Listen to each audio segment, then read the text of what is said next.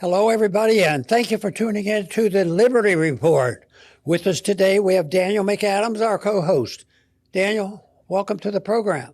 Good morning, Dr. Paul. How are you this morning? Good. Are you ready and raring to go? I will do my best, sir. And I was worried that all the problems would be solved before the weekend was out. No. But guess what? I found, just looking around a little bit, I found something. There's some But before we get into some of the things we want to spend a little extra time on, I just want to mention one little news clip, which is economically related, that I found, rather typical in the age that we live in, the age of economic interventionism. This comes out of Zero Hedge, one of our favorite sources. Energy Department announces $100 million in funding the refurbish of U.S. coal plants. I wonder how much we spent to close them, and ruin them, and they've struggled with all the radical environmentalism, but all of a sudden $100 million to do this. And it just really doesn't make any sense to me.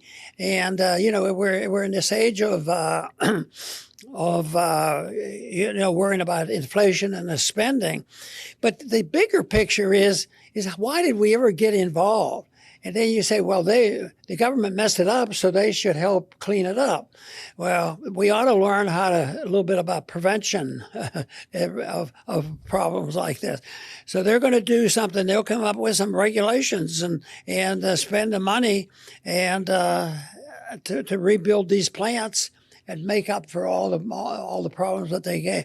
I think obviously it doesn't take a genius. I think this is an inefficient way to provide for energy, and besides the coal threat,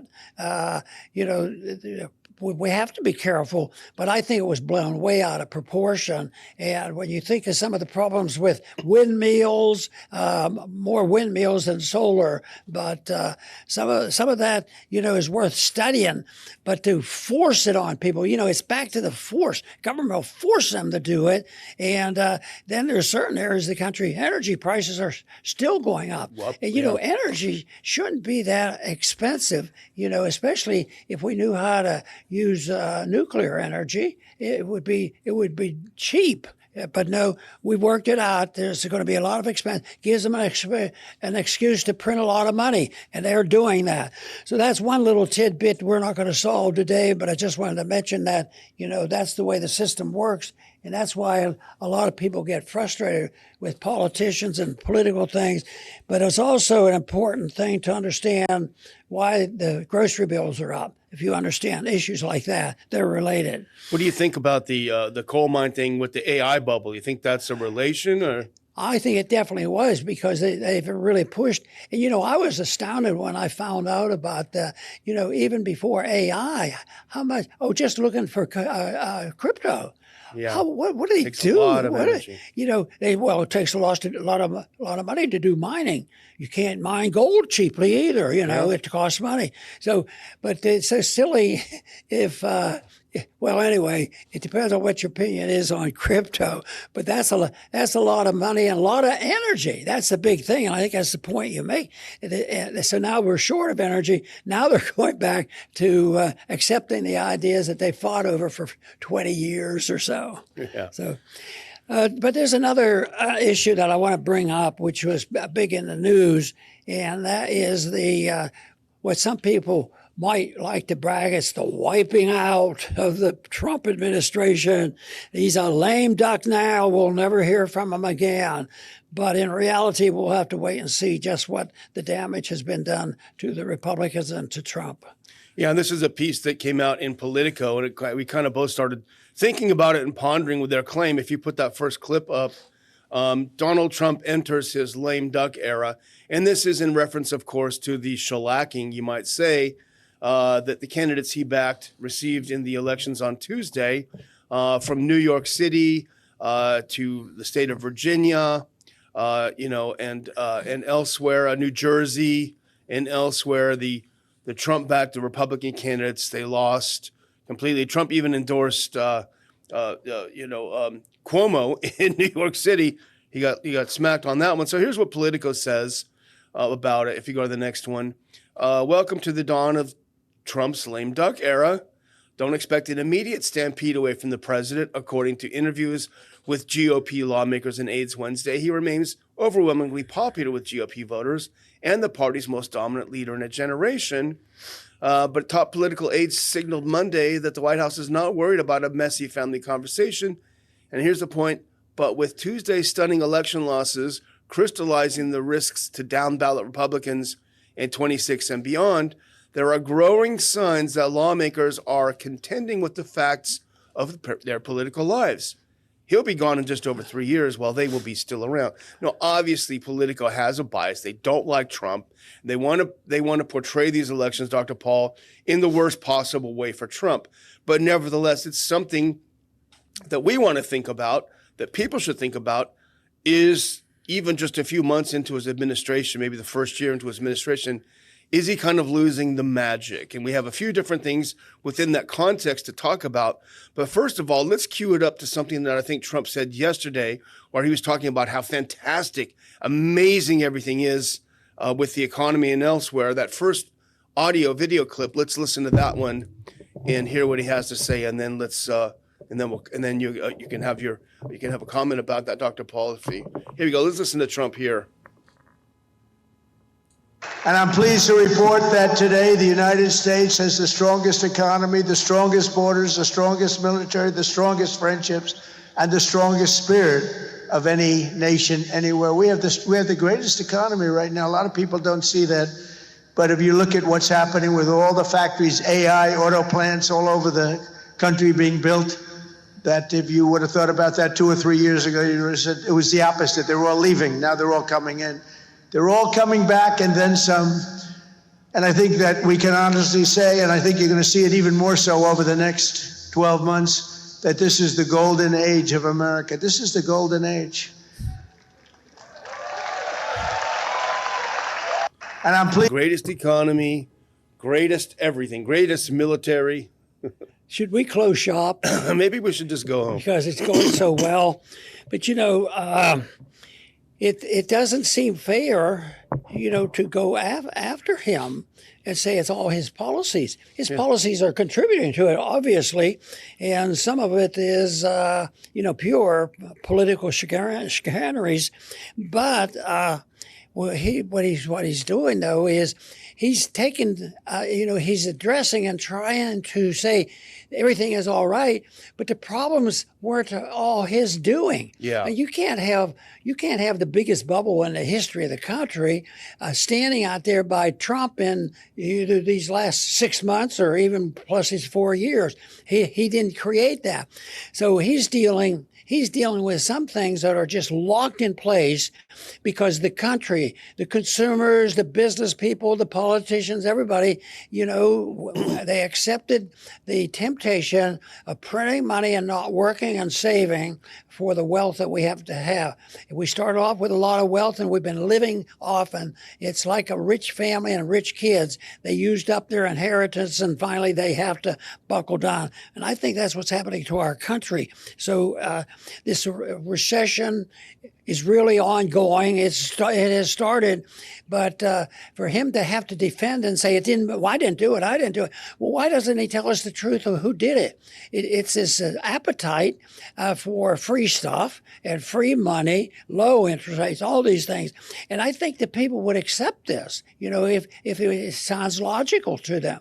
But nevertheless, there's going to be a big problem, and it's a blame game now. Who's going to get blamed for it? And this is what they're saying. The explosion of articles and sentiments. This is his swing strong song. This is his lame. He's a lame duck now. Yeah. He's never going to be able to do anything. But there's something. It's going to be somewhere in between. But I think what they forget about, and hope they never have to think about it, is the built-in dislocation of investments and savings, and just look at the debt. He didn't create this deficit. He contributed to it. But he didn't create it. But it's a system of government.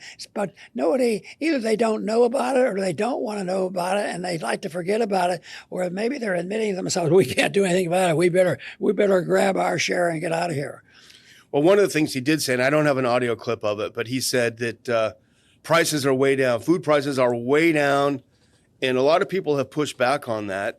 And in fact, if you're, you always use the Fred charts, the Bureau of Labor Statistics charts. And this does show the consumer price index. Yes, when he first took over, the prices were definitely going down. This is early in March. But interesting, like that April was the low point. And if you remember, that's when the tariffs started kicking in. And that has to be a contributing factor. But when you look at that U-shaped curve, you see an acceleration of consumer price increases way off the charts and accelerating. So if you look at the numbers, now everyone has a different reason and a different excuse, but if you look at those numbers, you can't look at those and say prices are way, way down like the president claims. And, predictions are hard to come up with monetary policy or tariffs or government mischief, because it's hard to predict what people will do and how they will respond. Because you can print a lot of money and pass it out, but you have no idea how people are going to spend it. Maybe they're just going to try to, pay off their debt or something like that. So that's why it's impossible. And this is one of the reasons the Keynesian approach, where you can use a computer and figure it out. Yeah. If my computer tells me this is what's going to happen, and that's what they live with. So those charts are sort of frightening, and they're emphatic about what's happening. But it's not likely to say they've just discovered a new way to analyze. Trump said, put on tariffs. Look. Everything was going good until so-and-so happened. Yeah. Well, the other area where you can see that he's losing support, and we can speculate as to why, and that is with young voters. There was a CNN article that came out recently. They did a poll just before the elections, and they showed that his approval rating was the lowest it's been of his presidency so far. I think it was 37. Don't quote me on that, but according to them. But the other thing is that among young voters, especially young Americans between 18 and 29, his numbers are dropping like a stone. Now, this isn't that CNN survey, but this is a different one. This is a YouGov Economist survey, this next article. Trump's honeymoon with Gen Z voters is officially over, and the numbers are devastating, according to a new poll. And go to that next one. Here's some of the numbers on Gen Z. The latest survey, conducted from October 24th to 27th, found that 20% of adults under the age of 30 approved of Trump's performance as president. That marked a 30-point drop from February, when 50% of 18 to 29-year-olds approved of Trump and 42% disapproved. Trump's approval rating with 30 to 44 demographic also dipped by 8 points during the same time range. Now, you can speculate about why. Actually, go to the next one. You'll see this dramatic chart, Dr. Paul. This is really something. That red is under 30s, his net approval rate. Now, among all adults, it's definitely gone down quite a bit. But among the under 30, it's absolutely cratering here. And one of the things that we've talked about on the show many times, and I think this is a factor, is foreign policy. The president came in, no new wars. I'm not going to start wars, no saber rattling. I don't want to get involved. I want to stay here and make America great again. But he spent this entire time on foreign policy, and he's increasingly surrounded himself with neocons. He's going to go campaigning for Lindsey Graham and against Thomas Massie. And young people, we know from the polls we've talked about, particularly with regard to Israel, young people do not want us involved anymore. They're becoming more non-interventionist, and I think that might be a big factor as to why the young people are turning away from Trump. Maybe they're the group of people out there that are involved and maybe drafted or sent off to war are looking at this and saying, well, this is what we should expect, under these circumstances. But I think in politics, and I think Reagan established this, that, you can't be dire. You can't be negative. I think they compared Carter with being too negative, and Reagan could talk in a positive manner. And I believe in that to a degree, because I think the people want to hear a good message. And what I drifted into using when I was talking during the campaigns, the national campaigns, that I found fascinating, is that I would spend, if I was to spend an hour with a group of college kids, probably 45 minutes would be on, this is a mess. Yeah. You guys are inheriting this. And really, by, trying to explain it and explain inflation. But then I would end by saying it doesn't have to be that way. It's not complicated. There's an answer to this. And what I was impressed with was later after a speech, and many times later on, they said, I really liked what you're saying, Ron, because you're so positive. And I said, how can I be positive? I spent 45 minutes telling you how bad it was. But I think it was that thing that sort of just came about in a natural way. It wasn't a strategy because I so sincerely believed that if we had done the right thing, these wars that we talk about, I mean, just now, we'll mention in a little bit about, are we trying to have another war in Venezuela? And people are too patient on this. Look how they are. But I think what your point was, they're getting less patient about this. They're getting impatient, and they're looking for some action, especially if they learn that what we do overseas and spending all that money has an effect on their grocery bills. That's what they have to learn. Absolutely. Well, I just surveyed a couple of people that I thought had some pretty interesting and astute insights. They tend to be people on the right or libertarian, and I thought I'd just put a couple of them up. Now, Mike Cernovich is sort of a Republican influencer type, but sometimes he does veer off into an independent area, and I think he has a good assessment of why Trump is in trouble and why the election the other day went as badly as it did for him. Cernovich says, Trump spent all year on the Middle East. His big donors loved this. The voters did not. Virginia is going to be under a Democrat supermajority now. Keep listening to Mark Levine, Mr. President, and you'll be back to impeachment trials in 2026. Very good advice. Our own Chris Rossini had some insight as to what went wrong, if you put the next one up. Now, this is about the election of Mamdani in New York City.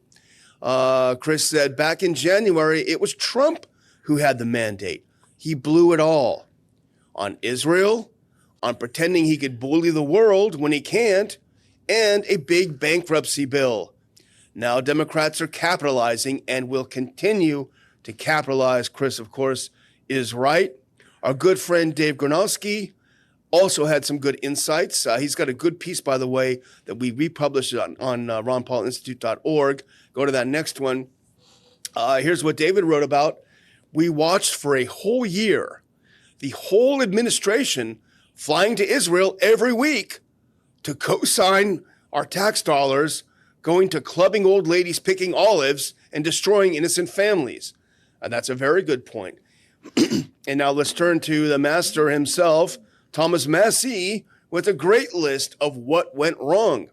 And Thomas Massie writes on X, to avoid a repeat of last night's shellacking in the 2026 midterms, Republicans should quit covering for pedophiles, put America before Israel, put farmers before corporations, quit funding wars abroad, reduce spending to control inflation, and quit attacking independent voices. A very good bill of particulars from Thomas Massie. I think we could vote for that. I think we could vote for that guy. Absolutely. Yeah. But Trump had made some promises.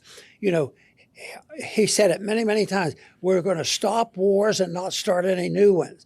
But at this point, he has lost credibility. Yes, and people have lost confidence. And I think that's part of what's happening right now, and these numbers are going to change because people want to have confidence. But if you listen to him, saying,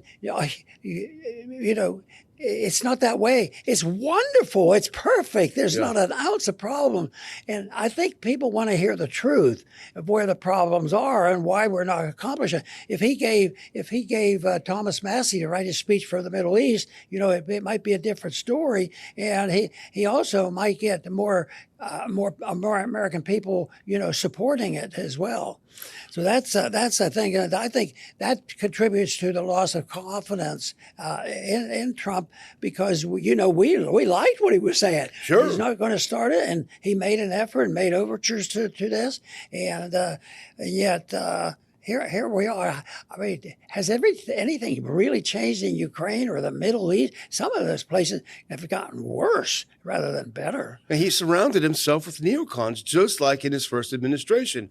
He's got Lindsey Graham speaking in one ear, Marco Rubio speaking in the other ear. He's got Mark Levine picking up the phone and yelling at him, telling him what to do. He's got Miriam Adelson writing checks and telling him what to do. He's surrounded himself with neocons who aren't putting America first. And that's just a fact. And young people, as you always say, they're not stupid. They recognize what's happening. They're not getting what they paid for. They're not getting what they voted for. And they're going to sit at home. That's the biggest threat for him in the midterms. They're just simply not going to show up. And the numbers are starting to show that. They're starting to show that for sure. And here's a perfect example. Now skip one and go to that next one. Trump considering menu from the hedge. Now I've got you running back there. Yeah, let's skip this one for now. I think we got that one covered. Here's an example. Trump considering menu of Venezuela attack options, including oil field seizures. What? What on earth? Though the Trump campaigned on pledges to end America's endless wars and regime change campaigns, the White House has now assembled a list of possible military attacks on Venezuela. That's according to the New York Times. If you believe it, go to that next one. The Justice Department is evaluating legal rationales for the various options with an eye on, quote, and I have highlighted this, justifying unilateral action by the president without congressional authorization for the use of military force. Now, what they're doing basically, Dr. Paul, as you know, is they're going to lie. They're going to say, no, this isn't a war. This is a narco-terrorist group that has to be taken out. They're basically merging the Dick Cheney wing of the party with now the Donald Trump wing of the party, and it's bad. Now, here are the three options they have, according to the New York Times. Airstrikes against military facilities to sap Maduro's support from the country's armed forces. Opponents argue that such strikes may instead galvanize the military's bond with Maduro. Number two, using elite units like Delta Force or SEAL Team 6 to seize or kill Maduro himself. Or three, tasking counterterrorism forces with seizing oil fields and related infrastructure, along with airfields. You know, Dr. Paul, we can almost hear the neocons whispering in his ear, this is going to be a cakewalk. Just like they said with the, don't worry, Mr. President, this will go just fine. And I remember the days when shortly after the UN was established, and a war quickly broke out in Korea, and a lot of Americans died over there. A lot of innocent people died over there, and it was really the first clear-cut defiance of how we handled the war issue. Imperfectly before there, but at least they went through the ritual, and it obviously was appropriate to go to war when Japan started the bombing. That story can be expanded if you really look into it. But Truman said it's a police action. Yeah.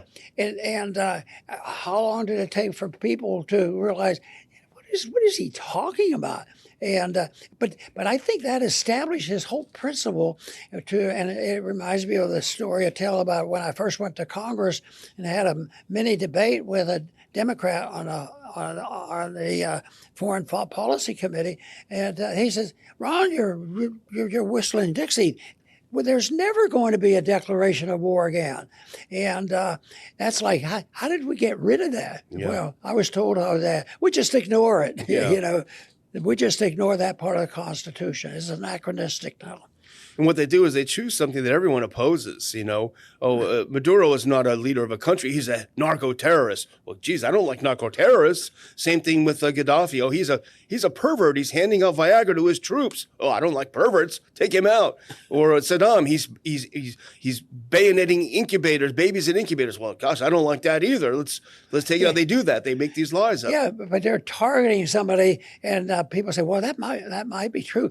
But what about the lack of indication of killing people in those? How many times have we blown up a little boat? It looks like a fishing 17 boat? now. 17 times. Yeah. Right. So that's another story too, because they don't ask any question. They don't want it. And of course, when you look at some of the most notorious murders and assassinations in the country, we don't ask questions for after 20 or 50 years, and then they just mumble about it. But that type of killing goes on even domestically. Yeah, that's absolutely true. Well, let's do one thing. This is two things in this last clip. It's another indicator that there's some pushback. Now, his bullying isn't working, but it's also something else. It's something positive that can happen. If we go to that very last clip, this is from Anti-War and Dave DeCamp. The Senate is expected to vote on Thursday, that's today, to block Trump from starting a war with Venezuela. Now, this is a great sign because it shows that Congress is finally starting to wake up. We've talked about this resolution. It's a privilege resolution, which means that it has to go to the floor for a vote under the War Powers Act, War Powers Resolution. It's one of the only good things about the War Powers Resolution. So the Senate is expected to vote on Thursday at 5 Eastern on a bipartisan War Powers Resolution that would block President Trump from attacking Venezuela without congressional authorization. We've talked about this before. Senator Paul is on it, as is Senator Kaine and others. Of course, one of the things we would say is for people to call your senators and tell them we don't want this. But it does show a little bit of pushback on the president for this insane idea of going into Venezuela and having a nice little war. You know, attitudes are shifting. Opinions now are shifting in the direction of more common sense. And, you know, technology and the spread of information is a two-edged sword. It can be used to build up. And if you have a good cheerleader, it does the opposite. It has people cheering for the wrong thing. But when it's just honest to goodness information that is spreading, you know, one computer to another, all of a sudden you can't change opinion. So I think I think this should be put down, you know, as a positive, because they're predicting that thing might well pass. That'd be a historic thing. And when you think about where we did it, trying to stop the Middle East war, this is a tremendous step in the right direction. Instead of waiting, you know, years and years, you know, the examples how long, 10, 20 years, and we just never end up, like right now. We thought, you know, the war in the Middle East was supposed to be short-lived. Well, we did that soon ended. Oh, and then there was a peace. Oh, yeah. But we're moving in there. We have military and everything else in Iraq. Yeah. It's sort of like, you know, all that fanfare, we own it. We own it, too. And putting troops back in Syria. That's great. But you made a good point that I actually forgot to make, and I'm really glad you brought it up. There's a good chance of it passing. Now, it won't pass in the House. But that doesn't, as we know from all the ones that you and Dennis Kucinich did, it's not necessarily that you pass it, but even passing in the Senate is a big sign. If 4 or 5 other senators beyond Senator Paul vote to restrict the president from going to war without approval, that could, as you say, that slight shift in that direction could be the signal of a real wake-up call in the House and the Senate about this issue. Let's hope so. Let's hope so, for sure. Well, I'm going to close out today by thanking everyone for watching the show, reminding you to go to ronpaulinstitute.org, not only read the great articles that we put up every day. If you want to know what's going on in our head, well, you see what we post on the Ron Paul Institute website every day. And it's important to know that, I think, and also sign up, of course, for updates from the Ron Paul Institute, free updates from the Ron Paul Institute as well. And if you want to make a tax-deductible donation, of course, we're happy to have that too. We're very happy to have it too. But we're also very happy to have you watching the Liberty Report every day, and we hope you continue to do so. Over to you, Dr. Paul. Very good. And once again, I will make a pitch for some issues that have been ongoing and the positions we should hold. Of course, we should have guidance from our Constitution to help us decide what our policies ought to be. And there's various reasons why that would be beneficial, but I want to just make a statement about one of the most important in a political sense. There's a lot of other ones. There's war arguments. There's constitutional arguments for not going into these wars. But a good one for the average congressman is going to be practical. They do respond to lobbyists when there's enough of them in their district to come across with a certain position.